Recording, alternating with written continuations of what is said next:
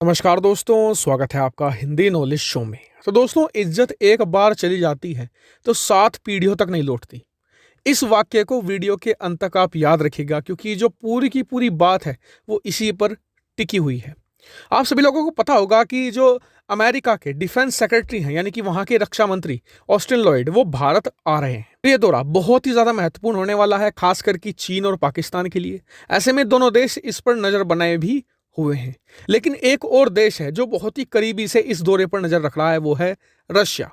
दरअसल इस दौरे में एक बहुत ही महत्वपूर्ण मुद्दे को लेकर बात होने वाली है, वो है S-400 और काटसा प्रतिबंध। दरअसल जब ऑस्टिन लॉयड का भारत आना तय हुआ था, उस समय ये एजेंडे में नहीं था। लेकिन फिर बहुत सारे जो अमेरिकी सीनेटर्स हैं, जो मतलब कि डेमोक्रेटिक पार्टी के सीनेटर्स हैं, उन्होंने ये एक तरीके से कहा था ऑस्टिन लॉयड को कि आप भारत से इस मुद्दे पर बात करें और उन्हें कहे कि भारत S-400 ना ले। तो इसी को लेकर फिर ऑस्टिन लॉयड ने एक ऐसा चक्रव्यूह रचना शुरू किया जिसके तहत वो भारत को मना ले कि भारत S-400 ना ले। चक्रव्यूह क्या था? दरअसल ऑस्टिन लॉयड भारत को यहां पर ऑफर देने वाले हैं, और ऑफर बहुत ही ज्यादा भारी भरकम है। क्या है ऑफर, पहले सुन लीजिए। बताया जा रहा है कि जो F-15EX है, जॉनसन बिल्कुल लेटेस्ट वाला वर्जन है, वो ऑफर करेंगे, और इसमें लेजर वेपन्स भी लगाए जा रहे हैं अमेरिका की तरफ से। तो लेजर वेपन के साथ भारत को ऑफर किया जा सकता है F-15EX।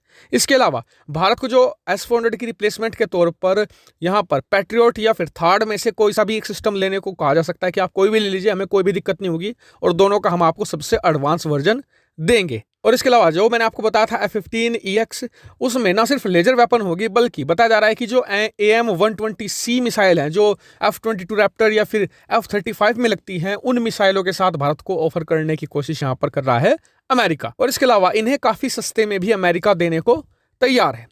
और सबसे आश्चर्यजनक बात यह है कि जो F-15EX को भारत को देने की बात हो रही है, जो लेजर वेपन के साथ आता है, वो बहुत ही ज्यादा एडवांस है। इतने ज्यादा एडवांस वेपन तो जब अमेरिका शुरुआत में बनाता है, तो वो अपने जो सहयोगी देश है, जैसे कि यूके हो गया, इसके अलावा यूरोपियन यूनियन के देश हो गए, उन्हें भी नहीं देता है। वो डायरेक्टली भारत को ऑफर कर रहा है। कारण यही है, अमेरिका की कोशिश ये है कि भारत पूरी तरीके से अलाइन हो जाए अमेरिका की तरफ, क्योंकि अभी तक अमेरिका भी थोड़ा सा कंफ्यूज है भारत के स्टांस को लेकर। भारत ब्रिक्स को भी ज्वाइन करता है, जिसमें रशिया, चाइना है। इसके अलावा भारत क्वाड को भी ज्वाइन कर रहा है। तो ऐसे में भारत की जो फॉरेन पॉलिसी है, वो वेस्टर्न देशों को थोड़ी सी कंफ्यूजिंग लग रही है। अगर अमेरिका यहां पर S-400 की डील को कैंसिल करवा देता है, तो ये एक तरीके से बहुत बड़ा सेटबैक होगा रशिया की तरफ, और रशिया पूरी तरीके से अलाइन हो जाएगा चाइना की तरफ, और भारत पूरी तरीके से अलाइन हो जाएगा अमेरिका की तरफ। और जो ये संबंधों के बीच कंफ्यूजन है, ये पूरी तरीके से खत्म भी हो जाएगी। तो ये पूरी एक कोशिश चल रही है अमेरिका की। लेकिन बड़ा सवाल है, क्या भारत को ऐसा करना चाहिए? तो मैं आपको बस एक ही शब्द में इसका जवाब देना चाहूंगा, बिल्कुल नहीं। कारण भी आपको बता देता हूं। मान लीजिए कि कल को भारत कह देता है कि चलिए, तो बहुत अच्छी डील दे रहे हैं आप हमें, हम ये ले लेते हैं और S-400 को कैंसिल कर देते हैं।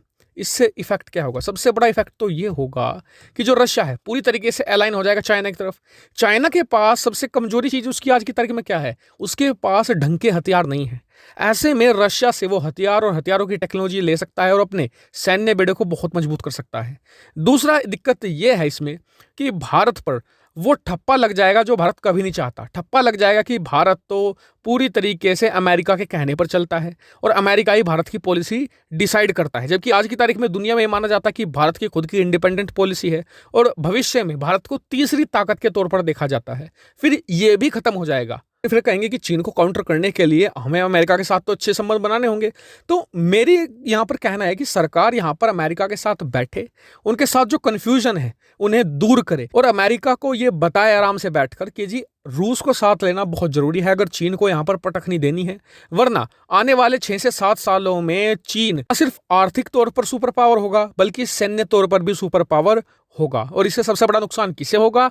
अमेरिका को, जो खुद को आज की तारीख में नंबर 1 मानता है। चीन उसे बड़ी आसानी से रिप्लेस कर देगा, और ये मैं नहीं कह रहा हूं, ये खुद अमेरिकी एजेंसियां कह रही हैं। तो ऐसे में अमेरिका को भी समझने की जरूरत है यहां पर कि भारत ही वो देश है जो रूस को चीन से अलग कर सकता है। मैं कहना चाहूंगा कि इस मामले में डोनाल्ड ट्रंप ज्यादा समझदार थे। वो समझते थे कि भारत यहां पर रूस को साथ लेकर क्यों चल रहा है, इसीलिए उन्होंने S-400 पर पूरी तरीके से भारत को वेवर दे दिया था। और ऐसा लगता है कि भारत ऑस्टिन लॉयड को पूरी तरीके से समझाने की कोशिश करेगा, रशिया के मुद्दे पर भी और S-400 के मुद्दे पर भी। मैं इस पूरी मीटिंग पर नजर बनाए हुए हूं। जैसी कुछ नई अपडेट निकलकर सामने आएगी, तुरंत आपको वीडियो बनाकर सूचित कर दूंगा। आप चैनल को सब्सक्राइब कर लेना। फिलहाल इस वीडियो में इतना ही। Thank you for watching video.